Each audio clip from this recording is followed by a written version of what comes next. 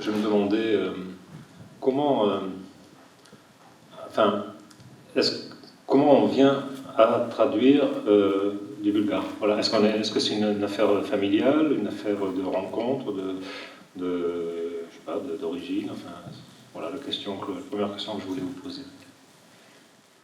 Merci Christian. D'abord, je voudrais remercier Catherine et est-ce que vous m'entendez bien? Oui. Bien. Donc merci à tous et mon grand regret donc, de ne pas pouvoir être avec vous vraiment en présence, peut-être une prochaine fois. Alors la question est vite. Ah. En fait, par une petite citation, vous m'entendez bien? Oui, oui. Je commencerai par citer une petite phrase de Pierre Furlan, qui est écrivain et traducteur, et qui dit qu'il faut faire des hasards un choix. Et je crois que c'est vraiment ce qui m'est arrivé. En fait, tout simplement, en 1973, pour ne rien vous cacher, j'avais 13 ans. 73, on était quand même dans un régime communiste, bon, pas le pire, pas le plus dur, mais quand même pas non plus très souple. Et il se trouve que nous habitions dans la région de Blois, et mes parents, qui n'ont absolument rien de bulgare, ont pris en stop un couple qui s'est avéré être bulgare. Un couple jeune, intelligent, etc. Ils les invitent à passer quelques jours chez nous, et là, le soir, quand je les ai entendus parler bulgare, je n'ai absolument aucune réponse rationnelle, mais en tout cas, pour moi, c'était une évidence. Cette langue, je l'aime, et je veux qu'elle soit mienne, et je veux la parler comme eux. Donc ça a commencé comme ça, ils m'ont envoyé un livre qui était hyper idéologisé, mais c'est là où on n'arrête pas de parler de l'enseignement des langues en France. J'avais une telle motivation que même avec ce livre qui était vraiment pas super, super motivant, j'ai commencé toute seule. Et puis on est allé en Bulgarie avec mes parents et mes sœurs en 76, et puis à partir de 79, j'ai commencé à y aller toute seule. Alors moi j'étais comment dire, sur les rails en fait des lettres classiques, puisque j'ai fait donc jusqu'à l'agrégation du latin et du grec. Et en fait, encore une fois, un choix qui se fait. En 2019, j'étais en Bulgarie. À mon retour, j'apprends la mort d'une sœur pendant que j'étais en Bulgarie. Et ce qui m'a sauvée de ce deuil, c'est le bulgare. Et puis, donc, je me suis engouffrée là, et c'est là où j'ai décidé que je ne voulais pas que ce soit simplement un hobby. Donc, je me suis inscrite à l'INALCO, etc. Et à côté de ça, je n'oublierai jamais l'accueil, surtout à l'époque communiste. Vous imaginez bien que les touristes ne faisaient pas légion. Une jeune Française qui s'intéressait comme ça à la Bulgarie, qui ne voulait pas parler français, qui voulait qu'on lui parle bulgare, pour justement, je testais, etc. J'ai eu un accueil, une hospitalité telle que, excusez-moi, ça fait un peu romantique, ça fait un peu, mais voilà, je crois que plus ou moins consciemment, je me suis donné comme mission de remercier pour cette hospitalité. Et ma manière à moi de remercier, c'était d'essayer de faire connaître par la traduction la littérature bulgare. Ça me fait penser, enfin, c'est pas du tout la même histoire, mais c'est touchant, ces coups de foudre qu'on peut avoir pour des langues. Moi, c'est pas. Enfin, pour ce qui me concerne, genre, ce ne serait pas le même genre d'histoire, parce que c'est de l'anglais, donc c'est quand même la langue qu'on entend partout, tout le temps, qu'on voit écrit. Maintenant, on ne traduit même plus les titres des films quand ils sortent en France. Donc, on voit de l'anglais écrit, on en entend tout le temps au cinéma, etc. La littérature américaine est pléthorique, ou anglaise, enfin anglophone en tout cas, sur les rayons des libraires. Donc, je ne peux pas dire que j'ai ce coup de foudre, mais ça me rappelle un ami, par contre, un ami qui est japonais, s'appelle Akira Mizubayashi, que vous connaissez peut-être, qui a publié quelques livres chez Gallimard. Et lui, ce qui s'était passé pour lui, c'était aussi une espèce de coup de foudre pour la langue française. Et il était mal à l'aise dans sa propre langue. Et donc il est japonais, né au Japon, de parents japonais, enfin voilà. Il était mal à l'aise dans sa propre langue, qu'il estimait être...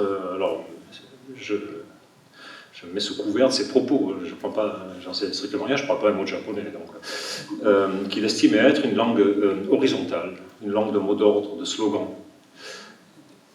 à laquelle il manquait une espèce d'épaisseur, une espèce de quelque chose d'essentiel, de profond, je ne sais pas comment dire. Et il se trouve qu'il y avait un écrivain japonais qui s'appelait Morio Moriogai, je crois, qui dans les années 30 était venu à Paris, avait vécu à Paris, avait écrit à Paris d'ailleurs, et qui disait que pour lui la langue française était une langue verticale, était une langue de la profondeur, était une langue de la multiplicité du sens, de la connotation, autant sinon plus que de la dénotation. Et donc il s'est dit qu'il allait apprendre le français. Il a appris le français au Japon par des programmes radio. Et contrairement à ce que l'on dit de la plupart des Japonais, si je ne me trompe pas, il devait être plutôt doué pour les langues, puisque il est vrai qu'au Japon, pour y avoir beaucoup voyagé, c'est quand même pas le pays où on parle le plus facilement de langues étrangères. Ça, c'est objectif. Mais en tout cas, lui, pour ce qui le concerne, il a appris le français donc avec des programmes radio comme ça. Et puis il est venu en France étudier à Montpellier, étudier la littérature. Il a rencontré sa femme, tout ça. Et ensuite, ils sont partis vivre au Japon ensemble. Mais alors, ce qu'il y a, c'est que c'est quelqu'un qui... Alors, je ne sais pas si vous le connaissez ou si vous l'avez déjà entendu parler dans une émission ou assisté à une rencontre avec lui. C'est quelqu'un qui parle le français... si on fait un blind test, vous ne devinez jamais qu'il est japonais. Vous détectez un petit accent de Montpellier, mais à peine. Et c'est quelqu'un donc, qui vit au Japon dans un environnement culturel japonais. Il est prof... il était à la retraite, là. Il était professeur à l'université, il enseignait la littérature française du XVIIIe siècle. Donc il enseignait en japonais, mais il écrit en français. Ces livres qu'il a publiés chez Gallimard sont écrits en français, sont de beaux livres, d'ailleurs de beaux romans que je vous conseille vivement. Il a écrit un très beau livre sur la bi-appartenance, enfin, sur le fait d'être bilingue, et sur ce que ça révèle des structures mentales et de sa relation au réel en général, d'être à la fois japonais et français, qui s'appelle Une langue venue d'ailleurs, qui est sortie dans la collection de Pontalis, l'un et l'autre, chez Gallimard, et ensuite en folio, et ainsi que quelques romans. Il rêve en français, ce qui est assez rare quand même, et là, il est en train de se traduire en japonais. Voilà. Donc, c'est assez... Enfin voilà, non, c'est le coup de foudre donc, qui m'a frappé, le coup de foudre pour une langue comme ça, que je trouve cette espèce de découverte, l'évidence, comme vous le disiez, Marie, on entend une langue, puis on se dit c'est ça, voilà, c'est celle-là, j'ai envie, voilà. C'est une belle histoire. Pour ce qui me concerne rapidement, moi, comme l'a rappelé Catherine dans sa présentation, ma bibliographie, c'est plutôt des livres que j'ai écrits, plutôt que des livres que j'ai traduits, pour l'instant en tout cas. Mais j'ai toujours eu, je crois, depuis que je suis enfant, ce qu'on appelle communément, c'est un peu cliché, mais le goût des langues, je ne sais pas comment dire ça autrement. C'est-à-dire que très tôt, je lisais des textes. Quand j'étais gosse, adolescent, que j'écoutais des chansons, par exemple, je voulais absolument avoir les paroles écrites et puis les traduire. Voilà. Je voulais comprendre ce qui... D'ailleurs, parfois, j'étais un peu déçu. Je voulais comprendre ce qui se racontait. Et ensuite, plus tard, j'ai traduit pour moi, comme ça, sans jamais penser à proposer à quiconque, des textes, des poèmes, des langues que je parlais un peu, c'est-à-dire espagnol, italien, anglais, quoi. J'avais traduit... J'avais acheté un jour un livre de nouvelles de Rushdie qui n'était pas traduit en français. J'avais traduit une nouvelle que j'avais proposée à... J'avais fait un commentaire de la traduction, j'avais proposé ça à la NRF à l'époque. Bon, je n'avais pas pu publier la nouvelle parce qu'il y avait les droits qui étaient déjà achetés, mais j'avais publié le commentaire par contre. J'avais traduit des poèmes de Borges, de Montale et d'italien pour diverses raisons, parce qu'il me plaisait ou parce que la traduction proposait quand c'était en bilingue, puisqu'évidemment j'essaie de lire en bilingue, la poésie en tout cas. Même quand c'est des langues que je ne parle pas d'ailleurs. Quand je lis de la poésie allemande, j'aime bien avoir en face la page en allemand, quoi, pour quand même faire des correspondances, pour me donner l'illusion que je saisis un peu la mécanique, ce qui est une pure illusion, mais enfin, voilà, ce goût des langues. Et donc, et puis un jour, j'ai rencontré des poètes américains qui m'ont donné leurs livres, et puis j'ai traduit ça, et puis j'ai proposé à des éditeurs, et puis ça a été publié. Et ensuite, pour parler rapidement et en finir avec moi, si je puis dire, c'est le premier gros chantier de traduction que j'ai effectué est assez récent, puisque c'est l'intégrale des nouvelles d'Edgar Poe. Et là, c'est pas un coup de foudre, alors pour le coup. Edgar Poe, c'est pas un coup de foudre, c'est une lecture adolescente, comme beaucoup de monde, mais c'est pas un auteur dont je peux dire qu'il m'avait extrêmement marqué, contrairement à Melville, que j'ai traduit aussi. Lui, par contre, il y avait une espèce d'attirance profonde pour Melville. Mais Poe, je m'étais juste avisé que depuis la traduction de Baudelaire, en fait, il n'avait pas été traduit, en gros. C'est-à-dire que Baudelaire a traduit les 2 tiers des nouvelles. Le 3e tiers, lui, avait été traduit chez divers éditeurs, mais beaucoup moins connu, à tort d'ailleurs. Mais depuis Baudelaire, c'est une espèce de statut du commandeur, et personne n'avait retraduit Edgar Poe, ce qui est quand même étonnant, parce que je veux bien faire mien l'adage, enfin, ce qu'on dit des traductions des classiques, qui doivent être retraduits une fois par génération, ou tous les 30 ans, ce qui est peut-être justifié. En tout cas, pour Baudelaire, ça n'avait pas été retraduit depuis 1860, et je m'étais dit, tout de même, c'est un peu dommage. Essayons de retraduire, de proposer une traduction intégrale, alors cette fois, de toutes les nouvelles de Poe, chronologiques, chez un même éditeur. Et je proposais ça à un ami, à moi, qui est traducteur plus chevronné que moi, parce que lui, il y a très longtemps qu'il traduit, Thierry Géliboeuf. Et à tous les deux, donc, on a trouvé un éditeur pour publier ça, et on s'est attelé donc à la traduction de l'intégrale des nouvelles d'Edgar Poe, en modifiant un peu, je pense, le regard qu'on pouvait avoir sur Poe en France, ou en essayant de modifier ce regard-là. Voilà, et ensuite celle de Baudelaire, décidément, celle de Melville, et puis Hawthorne bientôt qui va sortir, et ainsi de suite. Voilà pour la présentation, si on peut dire, de l'origine de la traduction. J'avais un grand-père aussi qui avait inventé une langue. Peut-être ça joue aussi l'atavisme dans ce genre, dans le rapport. Puis il y a les voyages dont parlait Catherine aussi. C'est vrai que quand on voyage beaucoup et qu'on est confronté à des graphies parfois illisibles pour nous, et à des langues en tout cas que l'on ne comprend pas, on est... Je sais pas, je lis le cyrillique par exemple. Vous voyez, je ne comprends rien, mais je le lis. Quand j'étais en Russie, maintenant, je commence à parler à l'imparfait, je suis allé assez souvent, et alors je ne connais pas la Bulgarie, par contre, mais il y avait une espèce de retour à l'enfance. C'est-à-dire, je me souviens quand j'étais enfant, sur le genou de ma mère, dans la 2 chevaux, je voyais passer les panneaux et je lisais tout ce qu'il y avait écrit, tous les mots. Je venais d'apprendre à lire, et il fallait que je lise absolument tout. D'ailleurs, je saoulais tout le monde dans ma voiture, en prononçant en haute voix tout ce que je voyais écrit. En Russie, je fais pareil. Quand je vois des mots, des publicités, des affiches dans la rue, je lis haute, je prononce ce que je vois, et avec plaisir, sans rien comprendre. C'est étonnant, ça, non? Je sais pas. Voilà. Quel est l'écrivain que vous traduisez? C'est celui qui en France a le plus d'audience, c'est Gospodinov, j'imagine? Alors, c'est un peu difficile à dire, dans la mesure où on n'a pas, quand on est traducteur, vous le savez, on n'a pas forcément tous les retours possibles sur l'audience. Alors, en fait, il se trouve qu'un écrivain je crois que c'était ma première traduction publiée en tout cas.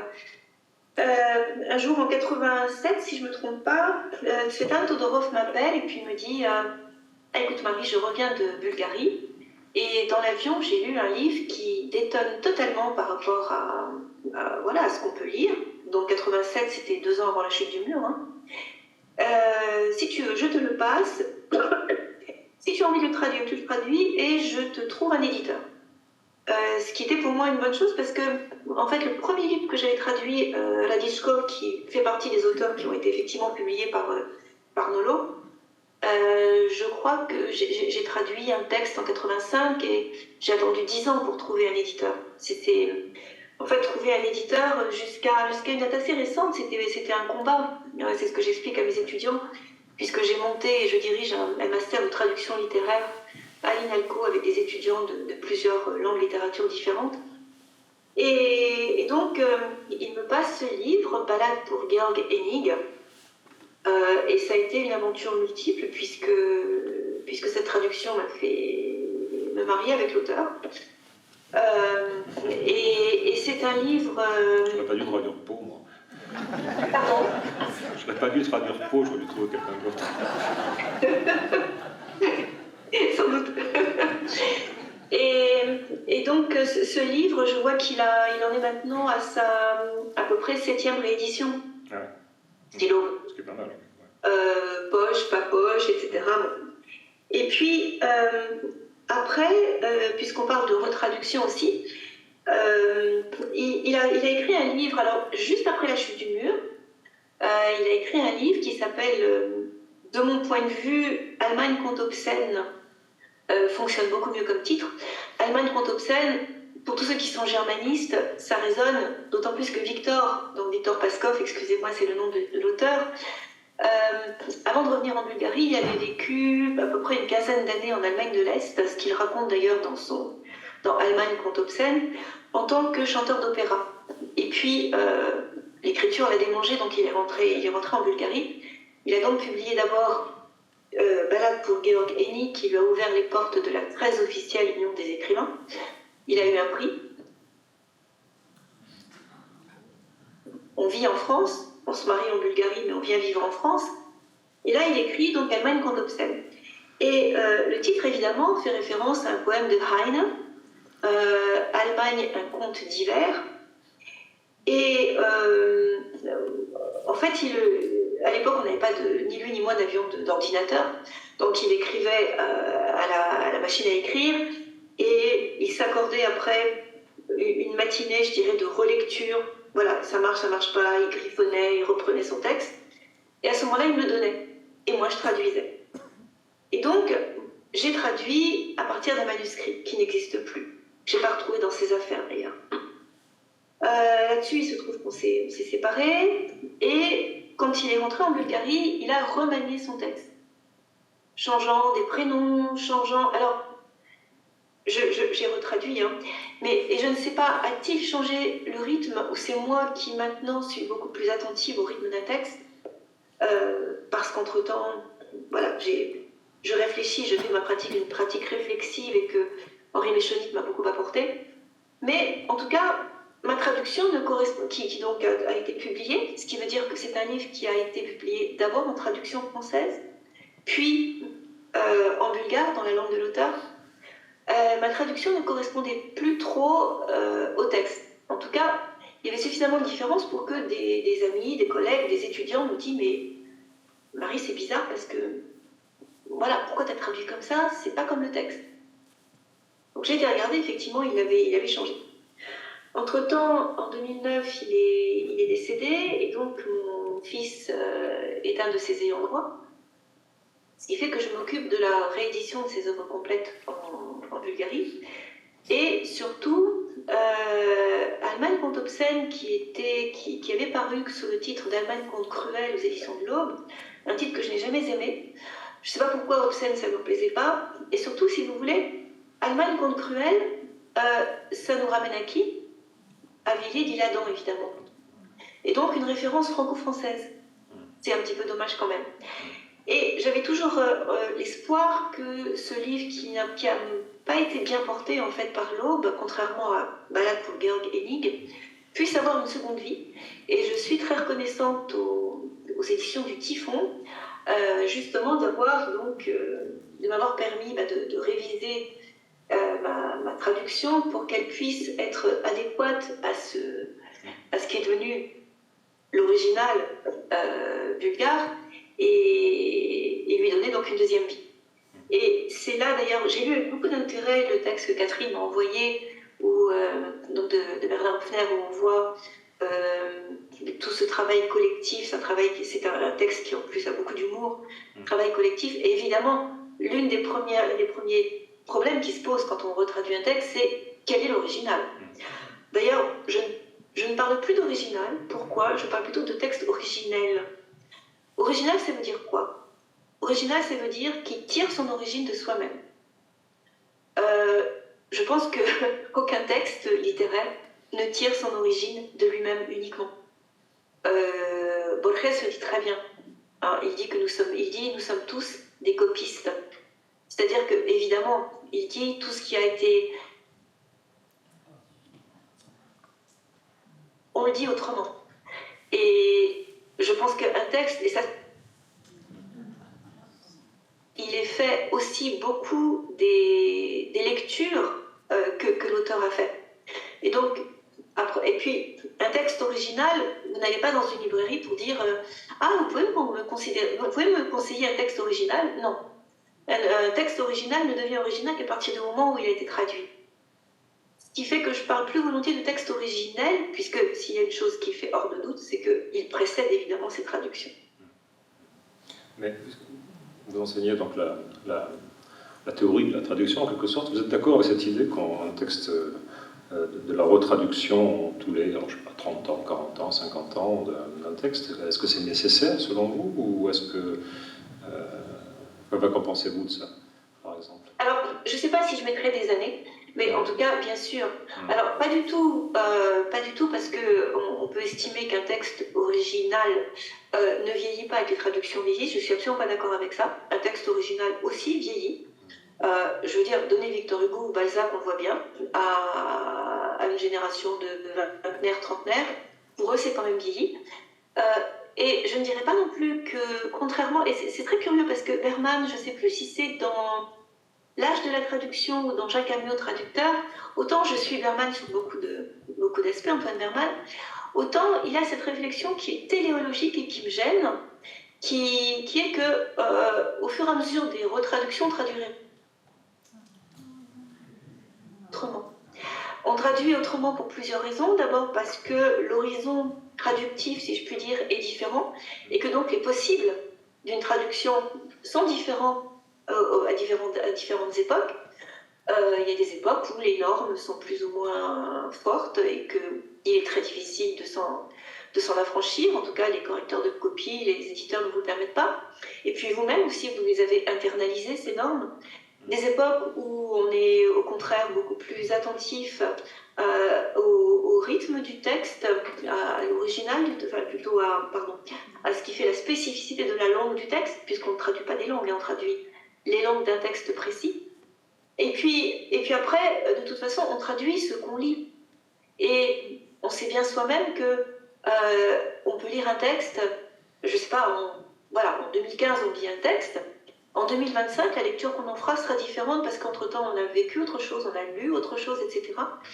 Et tout ça fait que, évidemment, puisque le traducteur est le seul lecteur qui transforme sa lecture en écriture dans une autre langue, eh bien, la traduction est différente. Oui, lorsqu'on se confronte à des textes assez anciens, je reparle de Poe parce que c'est flagrant, c'est une traduction d'un siècle et demi, quoi. Donc, ce qui était intéressant, c'est de voir comment ce qu'on croyait à propos de ce qu'on imaginait de cette traduction, en fait, n'était pas exact. Par exemple, moi j'étais persuadé, comme tout le monde, et je l'ai même lu, sous la plume de gens extrêmement respectables et avisés, comme Simon Leys, par exemple, que Baudelaire avait amélioré Poe et avait baudelarisé Poe, en quelque sorte. Et dans les motivations de départ, il y avait aussi cette idée de rendre Poe accessible, enfin lisible en français, mais Poe tel qu'il était, si on peut dire, et non pas déformé par par le malaxage baudelairien dont il aurait été victime. Alors on a traduit ça à deux, ce qui est intéressant aussi d'ailleurs de traduire à deux, enfin pour des nouvelles, pour des romans ça va être un peu plus compliqué, je ne sais pas, peut-être qu'on le fera un jour, mais pour des nouvelles c'est intéressant puisqu'on se répartit les nouvelles, chacun traduit, envoie à l'autre ce qu'il a traduit, l'autre fait des corrections, des suggestions qui en général sont adoptées parce que c'est très bien d'avoir un deuxième œil, c'est souvent de bon aloi. Et donc vraiment un travail en osmose complète, si bien que la traduction intégrale, on peut dire qu'elle est l'œuvre des deux, malgré tout, même si on s'est attribué des nouvelles chacun au départ. Mais dès qu'on a commencé à traduire Poe, on s'est rendu compte qu'en fait c'était faux tout ça. C'est-à-dire que Baudelaire avait été extrêmement scrupuleux, il traduisait Poe de manière très précise, il n'a pas du tout... moi j'imaginais, comme beaucoup de monde, qu'il avait ajouté, qu'il avait amplifié, qu'il avait supprimé... Non, pas du tout, il était vraiment très très scrupuleux. Alors la traduction, c'est une traduction dans une langue de 1860, c'est vrai qu'il y a Bon, il y a des contresens comme dans toute traduction, c'est vrai. Il y en a quand même pas mal remarqué, hein, je dois dire, chez Baudelaire. Mais enfin, c'est quand même une très belle traduction, parce que c'est un grand poète qui traduit un grand écrivain. Hein, donc il y a quand même des chances que ce soit réussi. Et c'est une traduction, je ne sais pas si elle est indépassable, j'ose espérer que non, enfin, ou du moins qu'on peut en mettre d'autres à côté, disons plutôt. Mais en tout cas, c'est une très belle traduction et qui est fidèle. Enfin, Baudelaire donc n'a pas baudelarisé Poe. D'ailleurs, ce serait plutôt l'inverse, à mon avis. Il a traduit ça bien avant Le Fleur du Mal, quand même. Hein. Je pense que c'est plutôt l'univers de Poe qui a influencé Baudelaire, qui a habité Baudelaire. D'ailleurs, il a dit qu'il avait trouvé un frère en écriture, il dansait avec sa mère, etc. Mais sa traduction est une traduction donc, qui n'a pas amélioré Poe, d'autant que la langue de Poe est une très belle langue. C'est pas du tout une langue pauvre. Alors on peut trouver ça, les poèmes de Poe, par exemple, que traduit Mallarmé, non pas Baudelaire, on peut trouver ça, ce qui est mon cas, un peu, enfin, c'est pas ma cup of tea, je sais pas comment dire, on peut trouver ça un peu, pas grandiloquent, mais enfin, très marqué par une poésie mystique, enfin, de ces années-là, quoi. Disons que la poésie de Poe, c'est pas ce qui m'intéresse le plus.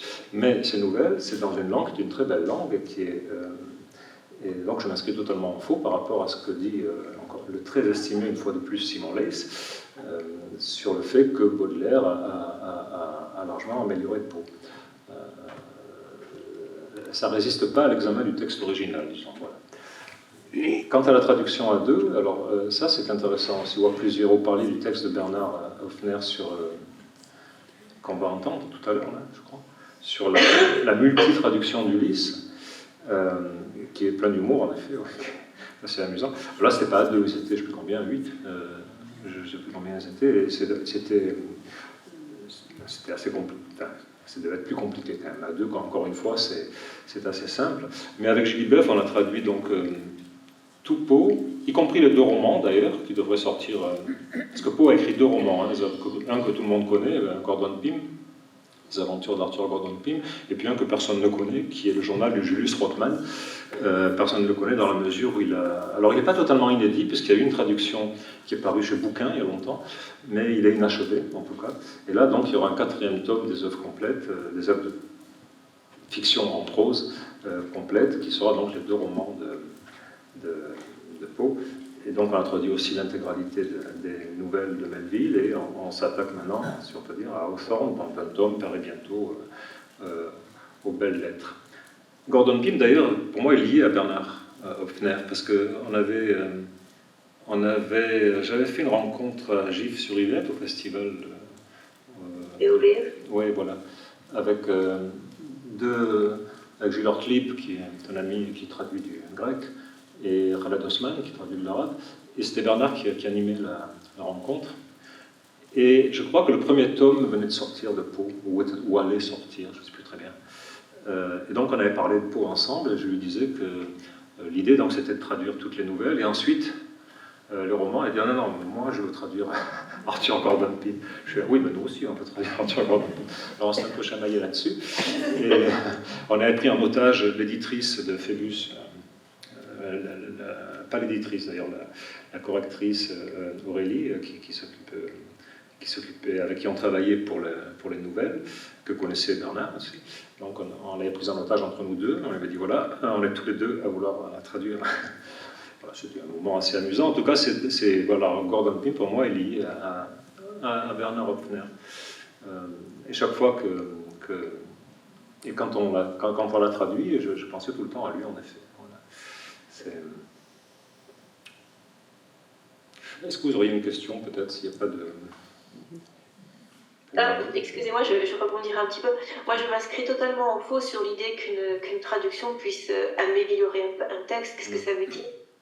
Et de toute façon, je m'inscris aussi, c'est ce que je développe aussi avec mes étudiants, qu'on essaie d'avoir une autre lecture des traductions qui soit pas dans la perte, le gain, le plus, le mal, etc. Les traductions, de toute façon, une traduction, il ne faut pas se faire d'illusions, une traduction, et je crois qu'il faut l'accepter sereinement, elle est différente du texte. C'est... C'est je ne sais plus qui disait la traduction a un seul défaut, c'est qu'elle n'est pas l'original. Ouais. Ça, c'est Moulin, oui. Voilà, tout à fait, Georges Moulin. C'est la vision des linguistes. Voilà. Et après, ce qui est intéressant plutôt, c'est de voir comment fonctionne une traduction, ce qu'elle nous dit de la manière dont justement le traducteur l'a lu. Ça nous dit aussi de la conception qu'il a, plus ou moins consciemment d'ailleurs, de ce qu'est la langue, de ce qu'est la littérature.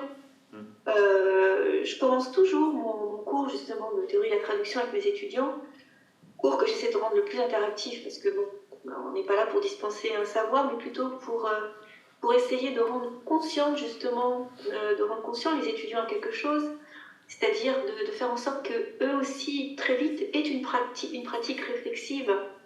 Et donc je leur pose toujours la question, mais voilà, quelle est votre image? Et ça rejoint ce que vous disiez au début, là, sur l'anglais, et puis je crois qu'on a une langue en commun, c'est le hongrois, parce que j'ai lu un de vos romans, et j'ai lu une chanson hongroise. Il se trouve que moi j'ai vécu 4 ans en Hongrie, j'avais appris le hongrois pour pouvoir simplement communiquer, je l'ai oublié. Mais en tout cas, voilà, quel est l'imaginaire qu'on porte sur les langues? Parce que si on n'en est pas conscient, si on s'imagine que voilà, telle langue est riche, telle langue, etc., est plus mélodieuse, telle langue est plus poétique, et donc elle n'est pas traduisible, bah forcément, ça va se refléter sur la manière dont on traduit. Chaque langue a sa richesse, évidemment. Chaque langue... Et donc, être conscient de ce que l'on met derrière une langue pour pouvoir ensuite ne pas en être prisonnier quand on traduit.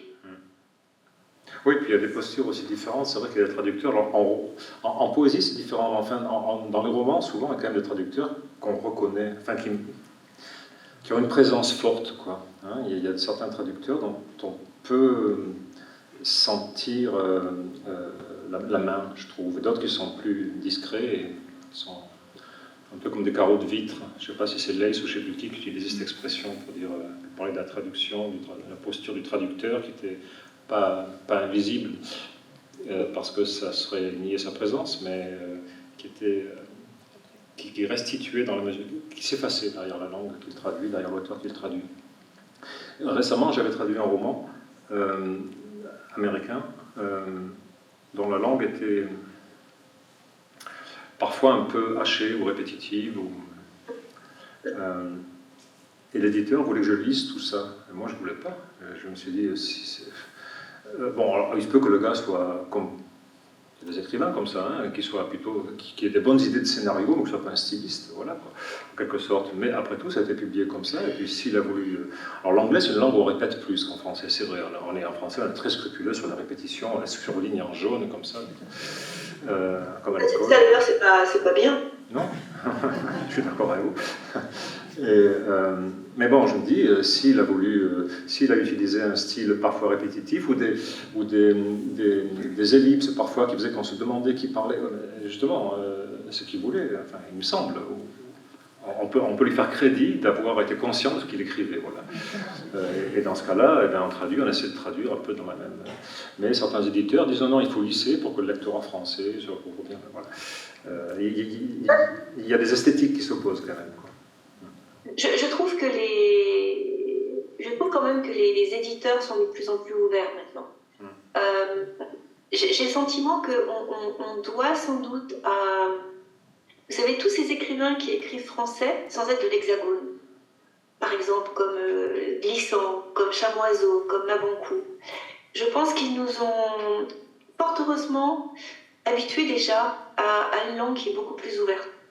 Je ne sais pas si vous connaissez la lettre au traducteur de Chamoiseau, elle est superbe. Et il veut que la langue soit ouverte. Et c'est vrai que...